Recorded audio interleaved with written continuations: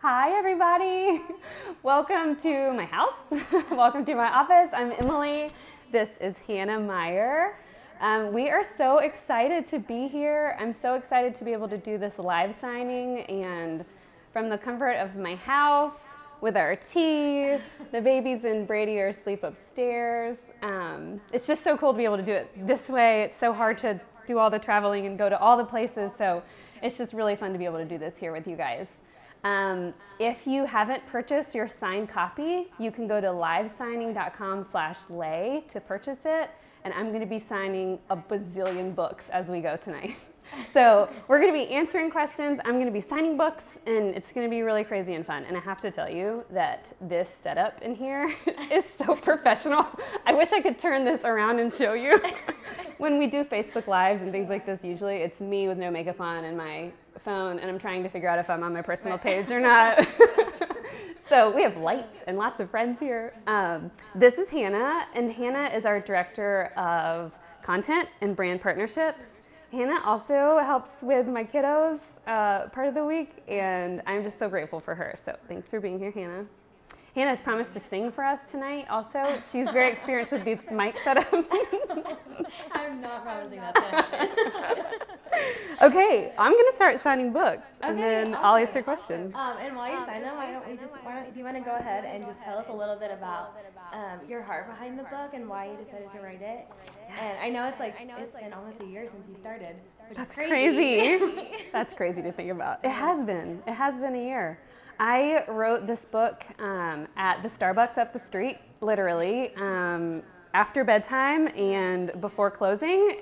And my friends at Starbucks were so sweet. I'm going to sign while I talk, so bear with me. I'm going to take this bracelet off so I don't bang the desk. They were just so wonderful in helping me do this, and just giving me a place to go. So the heart behind the book.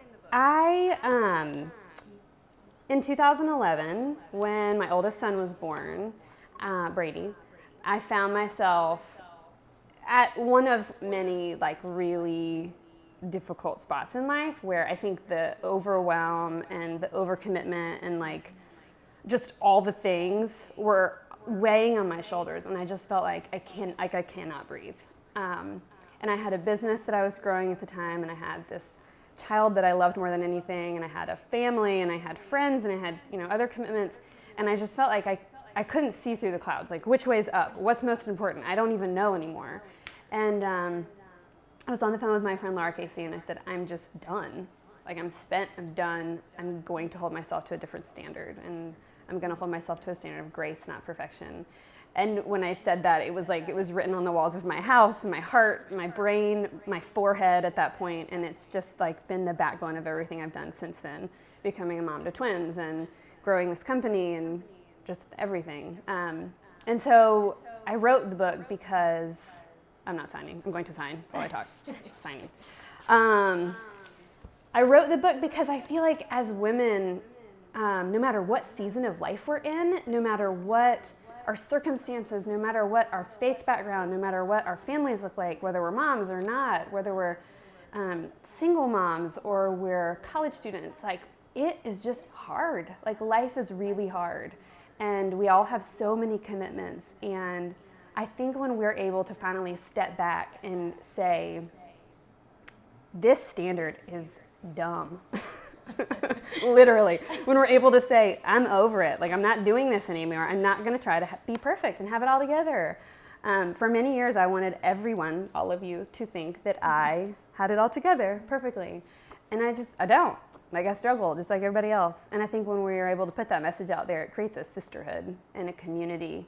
And I think we've done that with our Simplified Planner community and now with Grace Not Perfection. So I am absolutely terrified for this book to be in everyone's hands because it is my whole heart, but I'm also just so excited to put this message out there because it's not about me, the book at all. It's about, it's about my story, but it's just about a better life, That was a really long answer.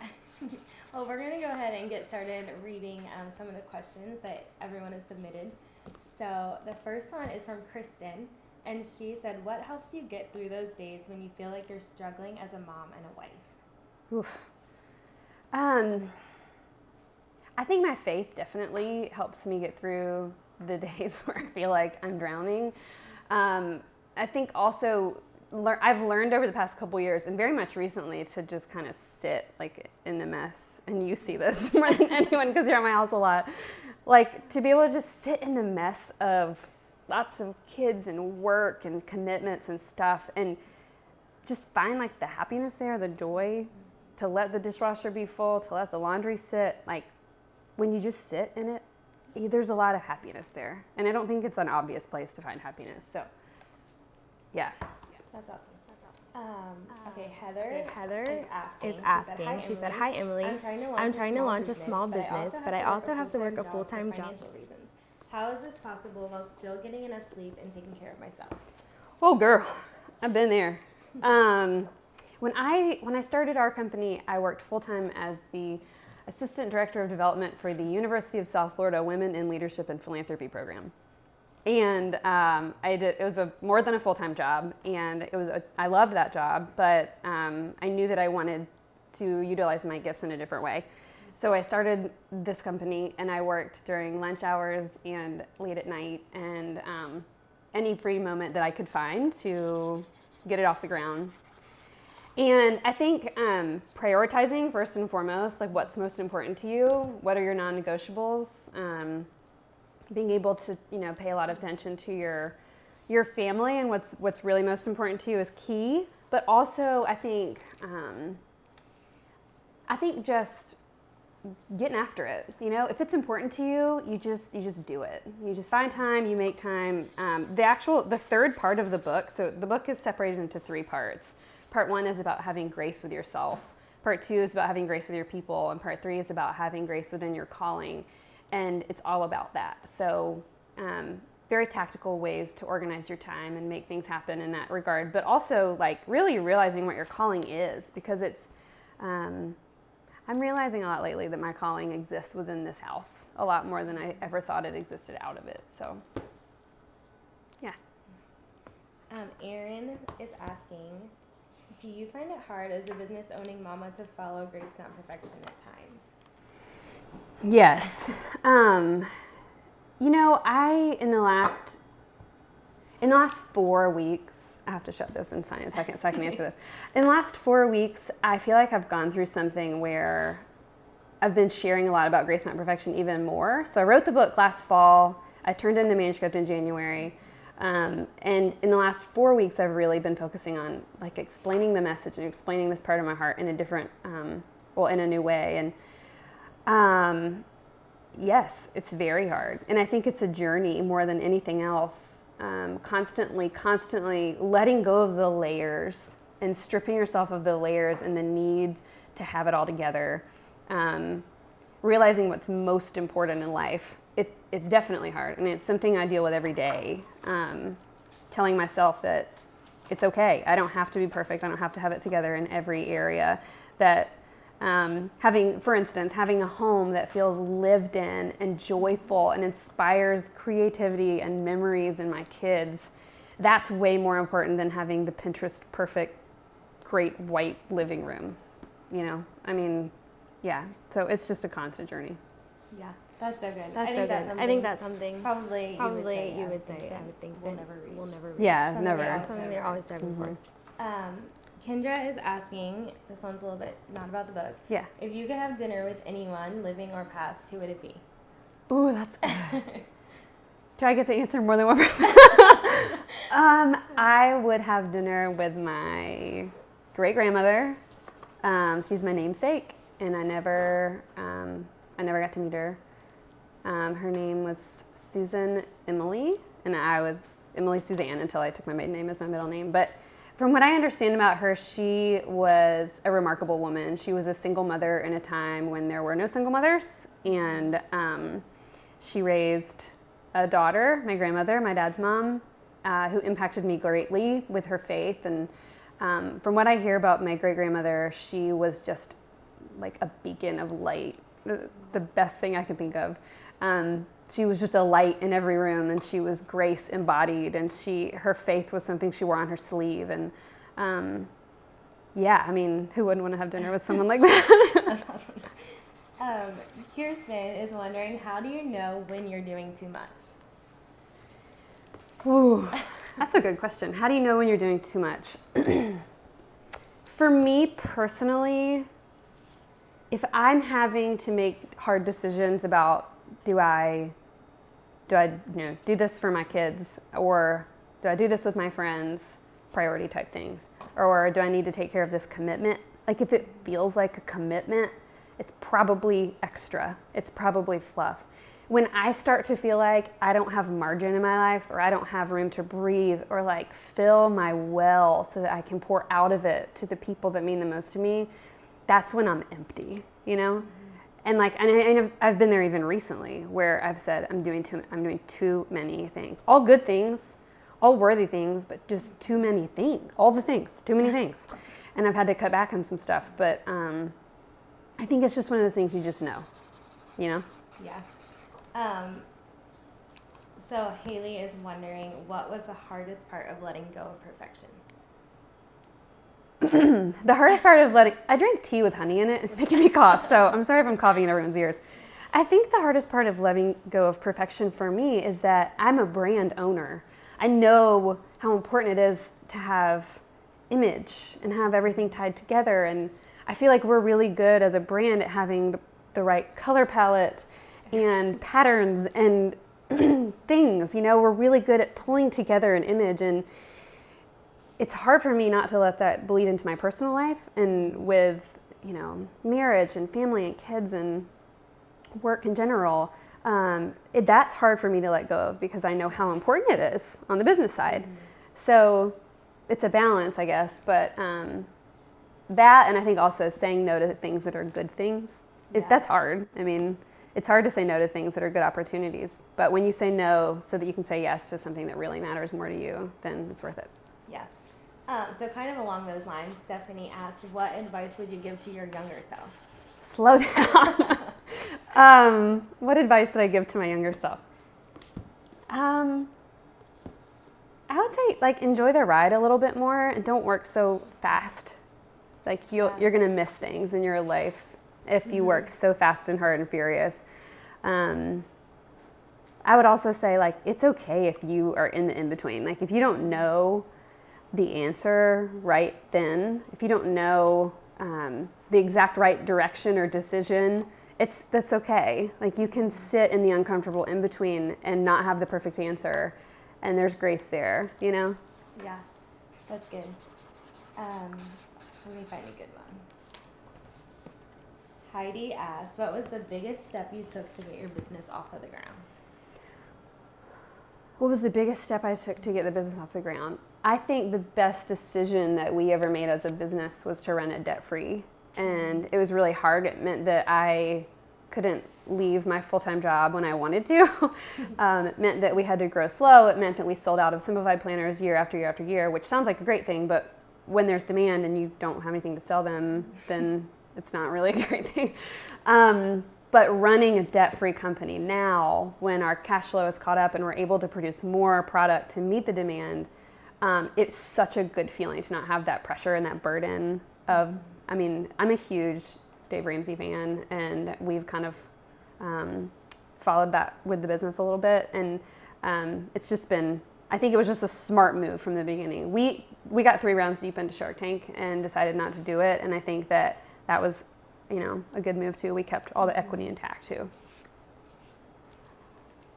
What is it that you tell yourself to keep going even in those hard moments?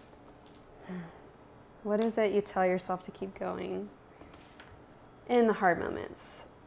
So I think this answer is twofold. I think there's moments when, like, life is really hard and you don't have any options. Like, there could be some of you watching that are like, yeah, I'm overwhelmed and life is really hard and it's not changing. Like, I have, you know, a lot of kids, or my job situation's not changing, or I'm in a difficult relationship or whatever, and it's just not changing. In those moments, I think you have to find this inner strength in yourself, and you have to be able to find ways throughout your day to bring joy into your life.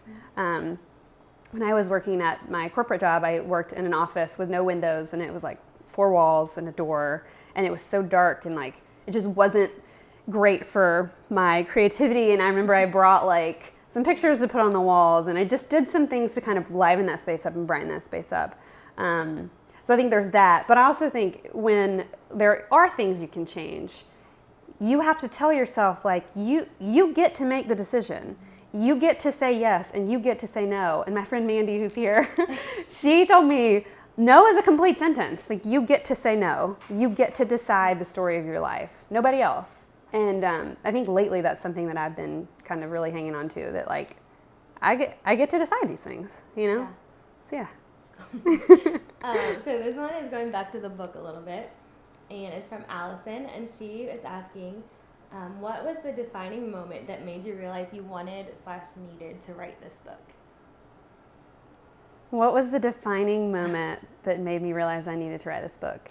So I actually think I had this moment a long time ago, and it wasn't when my publisher approached me about writing it. I think it was long before. The phrase "grace is not perfection" has been around for us for a long time. Like, we put it on t-shirts and prints and all kinds of things because we found it to be so meaningful and such a backbone of our company. So I think a long time ago I realized, like, there's something here. Like, there's a message that women need to hear.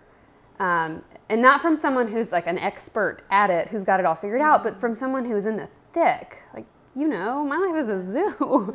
But I've found ways to simplify it and bring more joy in. And I think when my publisher approached me about it, I was like, this is it. This is what we were waiting for, and going to use this phrase for. And I also think that I love to write. It's my favorite thing ever. It's my favorite way of, you know, expressing myself. And so, yeah, it's just been such an honor. So along the lines of grace, not perfection, Michelle is wondering, she says, in wanting to live by the message of grace, not perfection, did you have any doubt as to how people would perceive that idea? She said she loves it, but do you feel as though not everyone would grasp onto that concept easily? Of grace, not perfection? Yeah. That's a really good question. That's a hard one. You know, I've been asked a lot of times, like, what does grace, not perfection mean? And I think it means something a little bit different to everyone. And so in answering that question, I think the answer that I've always given, and what it means to me, is that grace, not perfection means letting go, letting yourself off the hook a little bit. Like Jen Hatmaker says in her book, For the Love, she says, we've all got ourselves on the hook in a big way.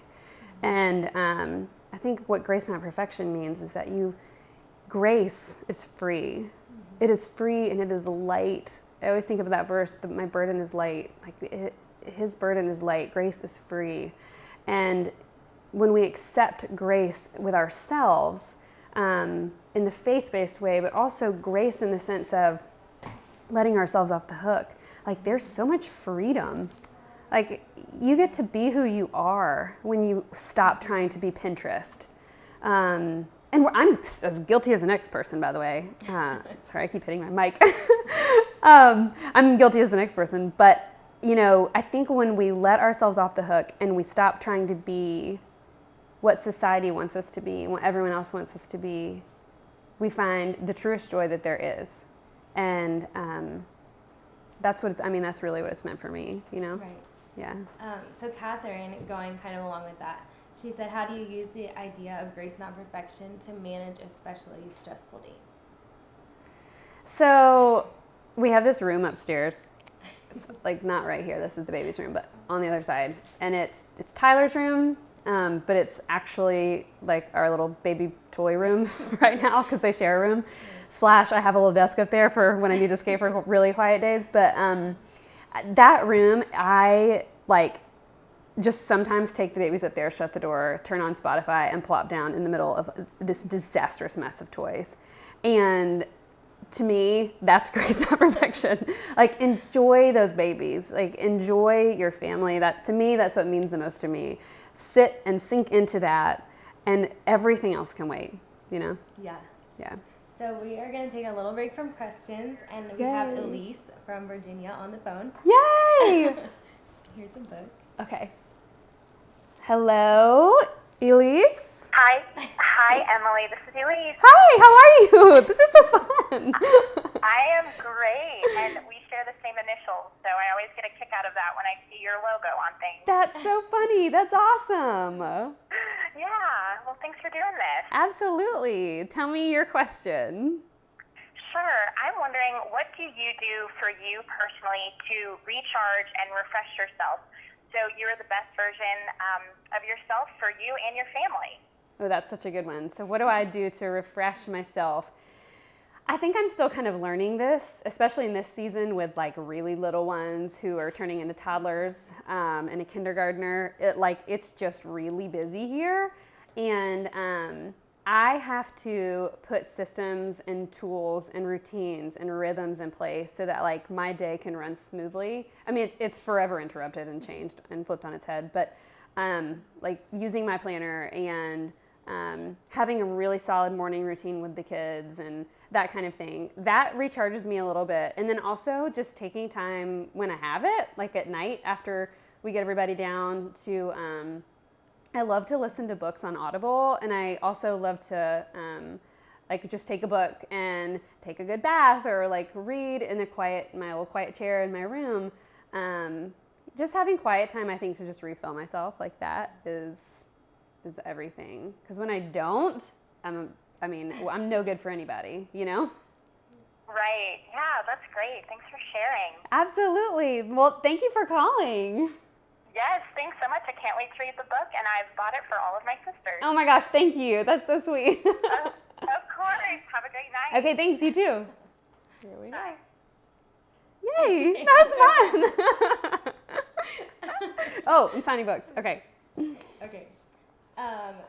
Tiffany asked you, what's your favorite Treat yourself treat. Oh, what's my favorite treat myself treat? I have a Starbucks habit. There's that. And I love getting massages. Can I say that? It just forces me to relax, like mentally, physically, and everything. So that's always my husband's go-to birthday present and that kind of thing. Floy is wondering what's on the top of your bucket list, and have you done it? Oh my gosh, what's on the top of my bucket list? And have I done it? The top of my bucket list was write a book. That's all I can think. Sincerely, it was one of those things that it was too big to dream. It was something that other people did, and it was like a giant project, and it was not something I would ever do. So that is a very great question because this is a little surreal. Honestly, there's travel things that are on my bucket list, but like my biggest bucket list was to have something that could be like a legacy to my kids. And my favorite page of this whole thing is in the front, right next to right behind where I'm signing, that says, "To Brady, Tyler, and Caroline, be still and know you are deeply loved just as you are." That's so cute. Bucket list, right here. The next one, we'll go back to some more serious ones. Jennifer says, I try to find balance in all of my daily tasks, but sometimes I just feel guilty when I can't get it all done to take a break and relax. So how do you have to deal with the guilt? The guilt of not getting everything finished. Yes. I think when I find myself in those situations where I'm just not tackling the to-do list, it's just not all getting done, that's a pretty big red flag to me that I've just got too many things going on. So I could talk about this for the next 6 hours with you because it's something I've been learning lately, but I think to me, like a good solid day would mean that I got my whole to-do list done, all of my commitments, and there are many, and I was able to have like really good time with my kids and my husband. But what I'm learning lately is that there's something significantly missing out of that, and that is time, white space in my day, margin, to let my brain like imagine and be creative and just be. Like the other day I took an hour out of my workday, which is unheard of, and I laid on the floor upstairs and I listened to I'm listening to The Life-Giving Home on Audible by Sally Clarkson, and I like laid there and listened to the book on the floor for an hour, and it just like refueled me in such a way that I just had all this renewed energy and ideas, and I'm like, why don't I do this more often? Like, why does it feel so bad sometimes to take time for me? I put this on Instagram the other day, like, why is it that if my kids missed a meal, I would die? But I skip meals all the time, or I used to. And that's just silly. Like, why aren't we taking care of ourselves the way we take such good care of other people? I don't know. I mean, I'm so guilty of it, but not anymore, because I've realized just how good I can be for other people, you know? Right. So this one, you're probably going to laugh at it, but I feel like we should answer it just so they get the real answer. Somebody asked what you do to have such high energy all the time. You can answer that. I will say that she does not have high energy all the time. I do not have high energy all the time. I have high energy right now because I'm nervous. So no, I don't have high energy all the time. In fact, I drink a lot of coffee. A lot of coffee. I started drinking tea recently so that I can maybe not drink as much coffee. But you know, in order to do, like, I'm involved and committed to a lot of different things. And if you even take all that out, like, I have 3 kids, and that's a lot. And in order to be my best for them and have, like, high energy for them, I've really had to watch what I eat. Like, I have to be very careful about what I eat and make sure that I'm filling my body with good nourishment. There's a page actually in the book that has this really cute little graphic of a woman and all these things around her, these little bubbles. And it talks about all the things we need to fill our well. And I can't remember where it is, like right in the beginning. But those things like rest and water and nourishment and exercise and margin and creativity and date nights, like, wow, imagine how great we can be when we do those things. And that, to me, like, that gives me energy. So here's another one that I feel like people should know the real answer to. And I think it's from Australia. Oh, wow. She said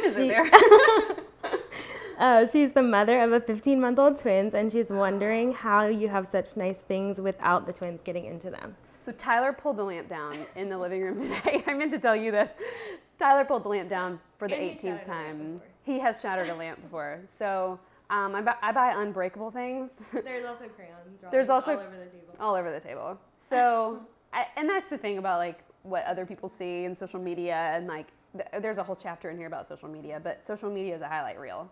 And I think we can all agree that, you know, and there's nothing wrong with that. I think we all post our happiest, most joyful, most beautiful things on social media. But when we only see that, we only see that. And we don't realize that, like, my lamps in the living room have been broken 6 times. And Tyler just loves to pull them down. And it's just how it is. And, you know, my living room's full of toys. And it's like, there's boxes and bins of Legos and things, and that's just the season of life I'm in, you know?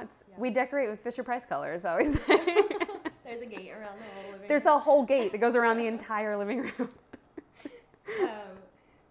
Was there a singular moment or event that occurred in your life that caused you to embrace the grace, not perfection mantra?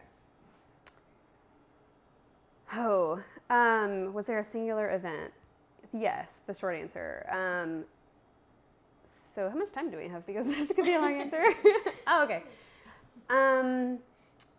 So this is like a whole chapter in the book, or maybe 2. But obviously, when my son was born, I kind of reached that pinnacle of being overwhelmed. But when I was 18 weeks pregnant with my son, my first son, my doctor told me that they had performed a quad screen, and I didn't know what that was. I didn't even realize I agreed to have it done. And she said that there's a good chance he could have spina bifida, and I did not even know what that was. And it was the first time in my life where I was like, wait, what? Like, something's getting flipped on its head, and it's not like what I thought it was going to go, because I had followed the perfect plan. Like, I had gone to college, and I got my master's degree, and I had a great job, and I got married, and we were going to have our child after a year of infertility. And, like, what? This isn't supposed to happen. And we came back, and we had we met with a doctor who did a high-level ultrasound, and he said that he didn't have spina bifida, but that he was pretty sure he had dwarfism. And I remember just staring at him and being just so dumbfounded. Like, what are you talking about? And from there, we found out that his long bones were in the 90th. I'm sorry, his body was in the 90th percentile, and his long bones were in the 98th percentile, and his long bones were in the 2nd percentile. And we saw this doctor once a week for 40 weeks. We were induced because they didn't want to let me deliver or go into labor on my own. They were so worried about him, and it was horrifying. It was like a horrifying experience. And little by little throughout that pregnancy, I learned to let go of this big plan I had in my head of the way it was all going to be, because it was clear to me that it wasn't going to be that way. It was going to be different. And I, throughout that pregnancy, learned to get to a place where I trusted God, and it was going to be what it was going to be, you know? And so I was induced at 40 weeks and pushed for an hour and a half. He wasn't going to do that. So we had a C-section, and I remember just being like an outer body experience, it just being absolutely petrified and laying on the table, and oddly, very symbolically, like my arms were strapped down and my husband was right here, and I was just sobbing, and the anesthesiologist was trying to calm me down, and I could hear the doctor in the corner saying there was just a laundry list of concerns that they had found throughout the pregnancy, this, and this. She was telling the nurses to prepare them that the birth could go a couple different ways. And the doctor did the C-section, and I felt her like shake my hips, and she pulled him out, and we knew that we would know at that moment, yes or no, if he was healthy or not. And I kept looking at my husband's face like, say something. And the doctor came around the curtain, and she said, he's perfect and healthy, and his legs are really, really long. And I sobbed so hard that they knocked me out. But that experience to me, I think it just like shook me to my core and put me in a place of, you don't get to make the plans here. Life is life, and you can either roll with it or not, you know, find the joy in it or not. And I know it could have gone a completely different way, and I would have found the joy in it, you know. So, yeah. And Brady's still really tall. And Brady's really tall. And we have zero explanation for the entire thing. We were high risk with the twins too, and the doctors even then were like, his chart is massive. Is he okay? How's he doing? And I'm like, he's really tall. I don't know. He's great. So, yeah, that's always a hard story to tell. Thanks. So here's another sort of difficult question. It's from Nicole, and she says, our world seems to portray that increased productivity equals success. How do you continue to achieve so many great accomplishments while simplifying your life at the same time? Ooh, how do you achieve accomplishments with simplifying your life at the same time? I think lately, and over the past 8 years of running this company, there's been a lot of opportunities and chances that we've had to say no to, and they've been very, very hard. We've even had to cut back on things and like rein it in.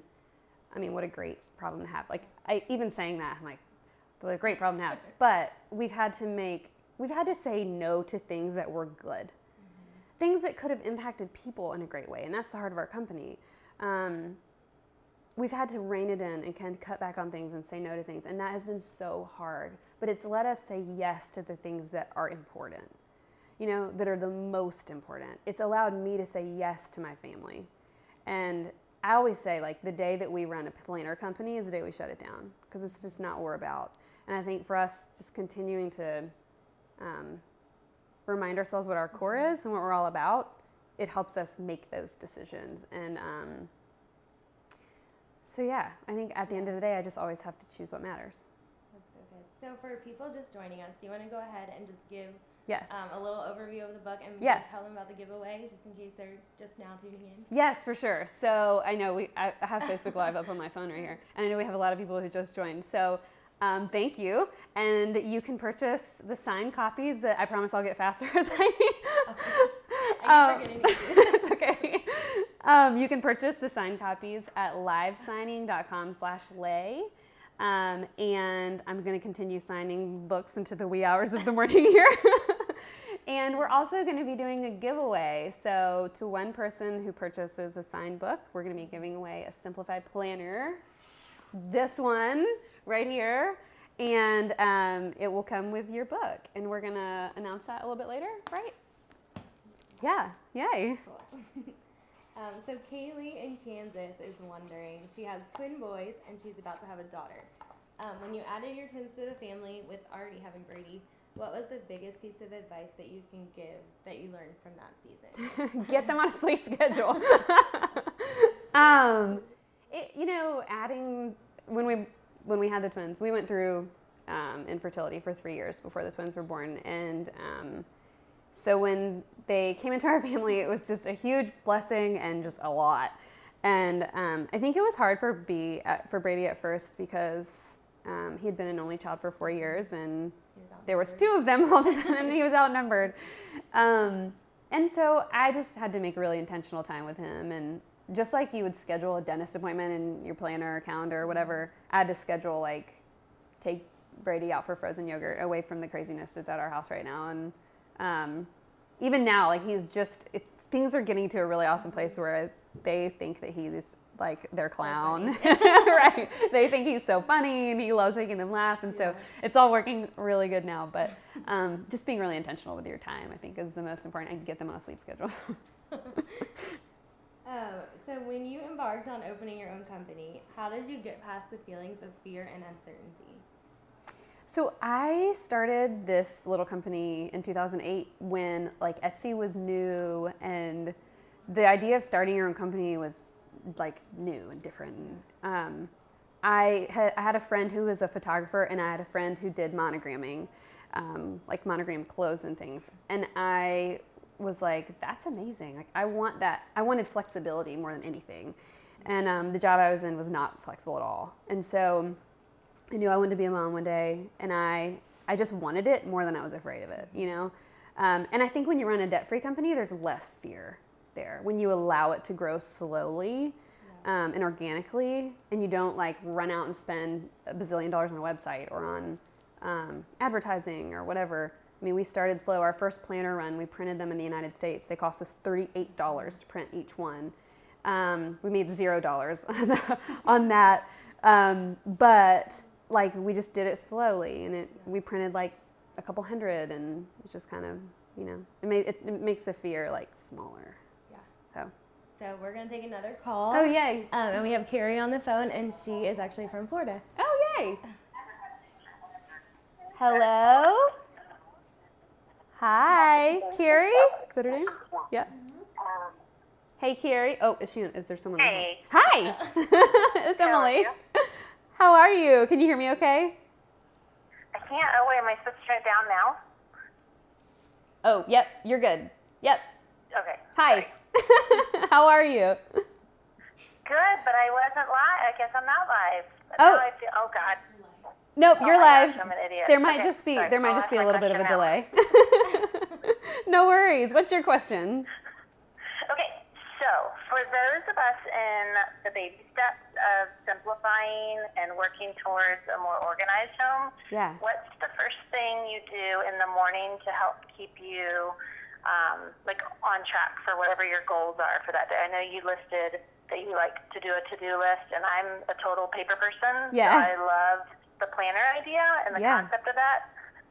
I love it. But I It's lose a my great list. question. So how do you keep your list like in your back pocket or something? So You tape it to your refrigerator, first of all. No, actually, when the twins were born, my mom came and she wrote it. Like, she helped me write out my to-do list for the mornings and put it on the fridge. But, you know, I don't like this answer, but for me, I have to get up before everybody else. And I really like to sleep, so that's hard. But I wake up every morning, anytime between like 5:30 and 6, and I have to get up before everybody else. Otherwise, I don't get dressed for the day. My hair doesn't get washed. Well, it doesn't really get washed anyway. But I have to get those things done before everybody else, so that I've kind of, like we were saying, like, I took care of myself before I was able to pour into them. So, yeah, I hope that helps. awesome. Yes. Yay. Yes. Awesome. Thank you so much. Thank you. We'll see I you at the appreciate Long it. Tour. I'm excited. Oh, yay. I can't wait. I'll see you there. Awesome. Okay. Thank you. Have a great night. Bye. Bye. Yay, she's going to the Belong Tour. If you're in Tampa, come to the Belong Tour next weekend. We're going to take another question from Nikki. Okay. She said, how do you find enough time to spend with your children? How do you find balance? I think that's the most difficult part of being a working mother, making sure that she's enough for her sweet boy.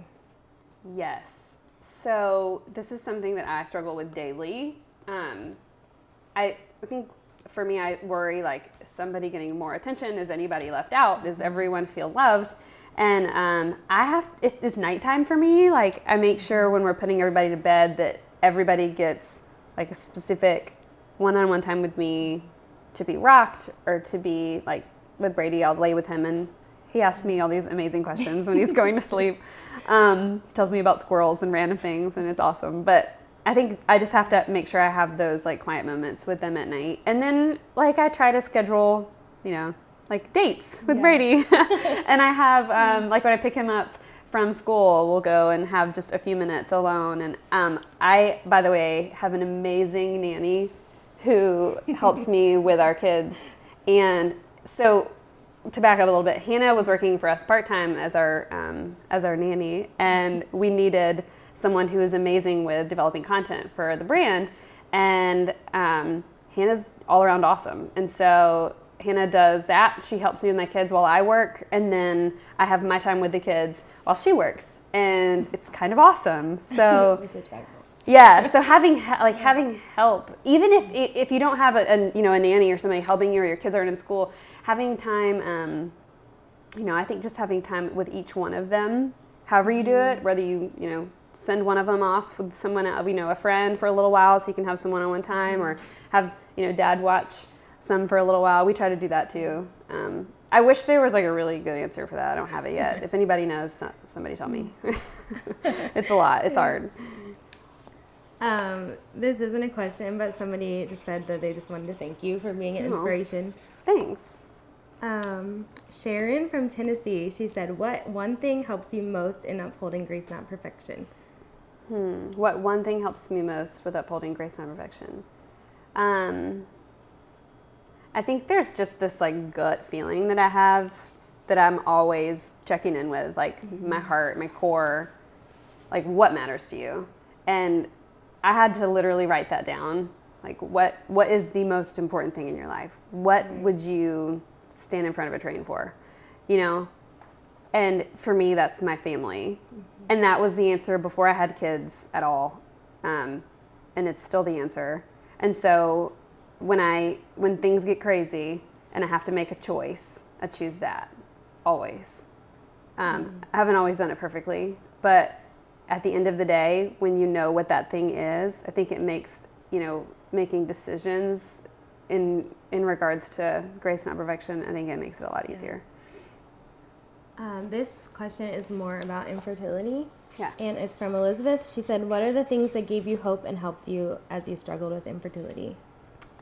So we struggled with infertility for about a year before Brady was born, and 3 years before the twins were born, and we tried all the things. We ended up doing IVF for the twins, and it was like a really dark and hard time, especially when it was one of those times again where I was like, this isn't what I had planned. Like I had a plan. There's a quote in the book that's actually called out in a little graphic, and it says, there have been so many times I've shaken my fists at God and said, if he would just listen to me, my plan is really good. But he didn't. And I think what helped me get through it is realizing that if God placed a baby-shaped hole in your heart, he's going to fill it somehow. And maybe that way isn't going to look like what you have in mind or what I had in mind. I never thought it would be filled with twins, but I think if he places that hole in your heart, it will be filled somehow. And I just clung to that, and it was. Yeah. This question is from a high schooler. And her name is Lauren. She said, how do you suggest as a student trying to attain imperfection regarding grades in high school? Ooh, that's hard. Do you have any suggestions for her about just doing her best in school as another thing? In terms of having grace with yourself as a high school student, I think with grades, like I was always that person that tried to, have straight A's and all that. I wasn't a straight A student, but I think I was like an A-B student. But I think for me, what advice I would give a high school student in terms of finding grace in all of it. When you're a high school student or a college student, like, you are under so much pressure. Pressure from peers and pressure from friends and pressure from teachers and all extracurriculars and all the things and making decisions about college. My best advice would be that you don't have to have it all figured out right now. And maybe you're being told from one way or the other that you need to have a plan and you need to know what comes next. And I will tell you that I changed my major in college like 6 times until one day when I finally said, and it was an existential identity crisis for me when I had to choose my major, because I didn't know what path I was supposed to be going down. And I finally decided I was just going to follow my heart, and I got a degree in creative writing, oddly. And it was like the best thing I ever did, because it helped me explore those parts of myself that I like really loved, like those passions and things like that. So I hope that helps answer that a little bit. So this one kind of goes back to one we answered earlier, but just in case some people are just tuning in now, Summer asked how you manage being a working mom and having 3 kids all at the same time. How do I manage being a working mom and having 3 kids all at the same time? Well, I surround myself with awesome people. I'm a big believer in very tactical ways of simplifying your life, you know? I mean, I'm a big believer in Shipped, the grocery delivery service, is the best thing that ever happened to me. I don't know how to take 3 kids to the grocery store. So Shipped, I'm a big believer in that. I also, there's a friend of ours who cooks really healthy homemade meals, and we get our meals from her 3 to 4 days a week, and it's awesome. And I'm not ashamed to say it either. I don't love to cook. It's hard. And so in this season of life, that's what we need. And I think you just get to this place where you're like, it's cool. Yeah. I can own the fact that I can't cook a homemade meal every day. I just can't. I'm not good at it. I don't enjoy it. I would rather spend time playing on the floor with my kids and have this other healthy option, you know? Mm-hmm. So, yeah. Jessica from Baltimore is wondering how you make time to nurture your relationship with God every day. So, I'm a big believer in having quiet time in the morning, even if it's 2 minutes, just a little bit of time with your favorite devotional or your planner, or in prayer or something, just so that you can get your brain right and get on the right path to your day. And so I have a few minutes every morning, and literally sometimes it's 30 seconds. Sometimes it happens before the kids get up. Sometimes it's when I'm able to sit down at my desk. But I love Jesus Calling. I love the Savor devotional. I sit down with my planner and I kind of look at my day, and it just kind of puts me in a good headspace to get started, you know? Yeah. Emily is from Texas, another Okay. Emily. She said, being a super busy mama, wife, businesswoman, and friend, how do you maintain and cultivate intentional relationships without spreading yourself too thin? Ooh, that's a good one. So how do you cultivate great relationships? Okay, without spreading yourself too thin. I think this is another one of those things where sometimes in certain seasons of life, you can't do it all. You just can't. You can't do it all. You can't be it all. And you just have to do what's best for your family, you know? We've been having this personal struggle of church. We found this really awesome church near us, and sometimes it's so hard to get out the door and get everyone dressed and ready and get there and then leave the babies with someone we don't know, and it's just this struggle. So how do I cultivate those relationships that I want when it's so hard to just even get there? And we've just recently started, I'll go with Brady, and we'll take turns with the twins and letting them hear because they're just so little. And anyways, I think you just have to find what works for you and let go of the things that aren't necessarily absolutely the most important. If there's commitments or relationships in your life that you're stressing out about, maybe it's time to step back from that kind of thing, you know? Yeah. I hope that helps. Sharon asked, what one thing helps you the most in upholding grace, not perfection?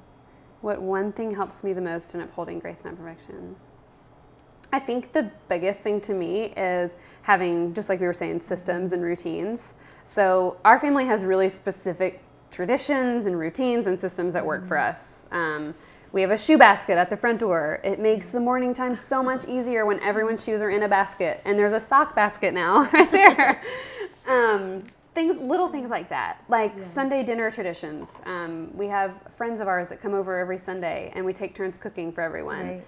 And that to me, it's like cultivating the joy and trying to turn down the noise on the stressful times. And like morning rituals and morning times are very stressful. So things like writing down your morning routine and pasting it on the fridge, or having a shoe basket, those kinds of things, they kind of take the edge off those times and help us find the grace and the joy within them. Sarah asked, Emily, did you experience a specific aha moment when you realized that perfection just wasn't going to cut it? Yeah, I mean, I think those two moments, like the experience with Brady's pregnancy, and then also the moment I had when Brady had just been born, those were two big moments. But recently, I would say, yes, I hit a wall within the last year where I was so busy, and we had so many great opportunities with work and the book and like everything. It just was so many things where I finally just realized that we had done this. We had built this thing, this big business, these great friendships, all these other commitments, all these things, and we had built them, and it was time to just rein it in. It was time to say no to some of these things that existed out here and start really saying yes to what's right here. You know, what's right at the core, what really matters like most. And I hear those words, what matters most, used a lot, and I mean them in like the most precise and like heartfelt way. Like the things that matter the most in the world to you, to us, to me, I had to start saying no to things that were otherwise great opportunities, you know? And that's hard, but that was an aha moment for me when I said, it would be perfect to be able to do all of this and do it all well, but I just can't. I'm human. It's impossible. So how do you balance feeling guilty sometimes when you need a little break for yourself from your kids? I struggled a lot with mom guilt when Brady was born, and like it was really hard, and it was like in a very big way after Brady was born. And after the twins were born, I started seeing what burnout really looked like. And you know, when you have 3 kids and 2 of them aren't sleeping through the night yet, and one of them isn't quite sure why there's new babies in the house, and we were living in our old house, which was, we were like, the babies didn't have a nursery, I didn't have an office, we were all on top of each other. When I started seeing what real burnout looked like and felt like, I mean, I lost the guilt. Right. I lost the guilt of taking care of myself, because I realized when I do take care of myself, and I think Brian, my husband, started saying it to me too, like, you are so much better for other people and so much happier when you do take care of you. So I'm lucky to have his support too, you know? Yeah. This one kind of goes along with that line. Kristen, she said, I know you have talked more about prioritizing self-care in your own work-life balance. Do you have any advice for someone who's trying to make that change? She said, I feel intimidated by making such a big change in my lifestyle and mindset, and was wondering what early steps you took to do that. Yeah. So in terms of like with work, right? With like, how to balance it, like tips for doing that. So I really believe in writing things down, obviously. And that's why I think that it was so fun to write this particular book, because there are checklists and interactive things throughout where, it's very practical, and you can fill in the blanks and do that kind of thing. But I think you just have to get real with yourself and sit down and write it out. Like, what can you let go of? I mean, if you own a small business, I will tell you this, just because you can get paid for something, just because someone tells you that your services or your abilities are valuable and they want to give you money for them, does not mean that you should do it. You know, I've said no to things that meant a big pay cut for me. And all because I think quality of life is more valuable than having a big paycheck, you know? Yeah. And that's hard because we all want to have that freedom and flexibility of having more money, but at the end of the day, like, that's not worth anything. You pay your bills and you do your best, but I think quality of life, if once we start really realizing what that is worth and how much it impacts the people around us, like, that's a big deal. Yeah. Yeah. That's so good. We're going to go ahead and take one last phone call. Yay. And we have Gabrielle on the phone, and she's from New Jersey. Yay. Hi there. How are you? I'm good. How are you today? I'm good. Thank you so much for calling. I was just in New Jersey recently. Oh, how exciting. Yeah. What's your question? My question is, how do you stay motivated running a business, being a mom, and staying true to yourself? Ooh, that's a good one. Okay, so how do I stay motivated? I think we built a company that is something I just care really deeply about, you know? Like, I feel really lucky that we don't sell widgets. I feel really lucky that we don't sell planners, that we actually, like, I feel like we bring hope to people, and we make really good quality products that enable people to live better lives. And that, just knowing that, it makes me excited every morning when I put my feet on the floor. Now, when I didn't have, you know, this shiny, pretty, awesome company, I worked in corporate America, and when I was in positions where it was hard to wrap my brain and heart around things, I had to find it for myself. Like, I had to find the motivation, find the good that I was doing, find the joy, find the great coworkers, that kind of thing. And I think when you're able to, like, simplify things to the point that you're able to uncover that, and really just cultivate it, like, that's awesome. And I think for me, like, it fills me up and makes me more proud of what I'm doing and more excited about what I'm doing every day. Yeah. Thank you. That's so awesome and so inspiring to hear. Oh, thank you. Thank you so much for calling. This is so fun to talk to everyone. Good night. Okay, thanks. You too. Bye. Thank you. Bye. Okay, so we are going to start wrapping up, I guess. Yeah. I'll ask one more question from Kira. How did you overcome the fear of imperfection when you started your business? How did I overcome the fear of imperfection when I started my business? It was really imperfect. I mean, it still is really imperfect. We mess up a lot. And I feel like we're just like anyone else. That we're still figuring it out, and the company's growing and changing. But in the beginning, I think you just have to kind of put yourself out there and be confident in what it is that you're doing, and know that you'll change it 100 times, and that's okay. Our if you saw some of the logos and the work that I did, and as I was learning graphic design, I just put it out there and just kind of see what would happen, and was a little I didn't feel like I had to compete with anybody or measure up to other people on the internet I didn't know, you know. And I feel a little fortunate that Instagram wasn't a thing back then. Facebook was new, Twitter was the thing when I got started. But I think being a little fearless now is so fun, and I love seeing people who are doing that. I think that's captivating, you know? Yeah. So Yay! Oh. Is that all of our Yay. questions? Well, thank you guys. This was so much fun. So do you want to go ahead and announce the winner of the Oh, yes. Oh, okay. Is this our winner? Where am I reading this from? I might need you to do it. The orange. Okay. Our winner is Kristen in Indiana. In Virginia. Oh my gosh, I can't read. I need my glasses on. In Virginia. Hooray, Kristen. Okay, you're our winner, and you will get your order, and we're also going to send you this pretty pink planner over here. Hooray. Yay. Thank you guys. This has been so much fun. I love feeling like we get to connect with everyone and answer all these questions, and I'm just so grateful for your support of the book and of us and of this message, and I think the community that has really just come around this, of women who are ready to say no to being perfect every day. It's just such an honor to be part of it. So thank you guys. I had a couple of things I was going to say before we head out of here.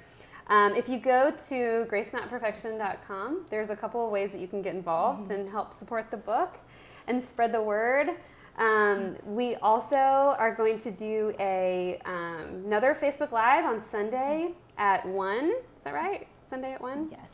And it is going to be Spiritual Sunday, so we're going to talk a little bit about the like my faith journey and a little bit about that part of the book. So I hope that you will join us here on Facebook for that. Is there anything I'm missing? I don't think so. I think that's it. I think that's it. I'm going to be here signing books for the next like 2 hours. Thank you guys so much for joining us, and we'll see you on Sunday. Bye. This is like an online book signing thing. So I'll be signing books, and then I'll be answering questions. We're going to take 3 phone calls from some lucky winners. So just like if you stood in line for hours and hours, this is your chance to have a second with Glenn and ask him questions. We're hanging out again. We are live here at Franklin Entertainment in the office, kicking it. Hi, guys. I'm going to sign as we go, and you can buy, and we will ship this right to you. And we're also answering questions. Do you have any questions over there? How does one get on The Bachelor? As a seasoned comedian, do you ever completely bomb anymore? And if so, how do you deal? Oh, I have the best bombing story. What's the most satisfying snack to eat while wearing sweatpants?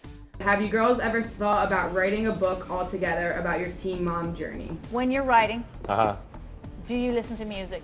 What is the most frightening thing that you've ever done? Who is your desert island band? That's from Kevin MacLeod. Sean from California, you're live. You're the lucky winner of the call. My favorite part on The Bachelor was definitely like being in the house with all the girls. I don't know if you remember this or not, but in Atlanta, I was the guy that chased after your car and got the WrestleMania poster signed. Oh, I remember you. I wanted to know what it was like seeing the stash plan for the first time when it was like a book and you had a copy of it. I think I started crying, actually. You did. You got emotional. I had like pure happiness. It was a wonderful moment. This is great. I hope I get his voicemail. I think this is actually the wrong number. But anyway, I was looking to buy a used Vespa. It was on Craigslist. It was a purple 1973 Vespa. It was missing the seat. So thank you guys so much for being here. Enjoy the rest of your days. I hope all of you that asked so many questions get some sleep. Good night, everybody. We'll see you tomorrow night. Thanks for tuning in, you guys. Bye. Bye. Bye. Thank you for watching, folks. Thank you, everyone. LiveSigning.com. Thank you so much for watching. Until next time. I believe this is as close to a hard wrap as I'll ever get, and this is as close to doing home shopping as I'll ever be. Goodbye, everybody. Thanks for coming. I'm going to go get drunk. Is that how we end it? I spilled water. I'm losing my voice. Mwah.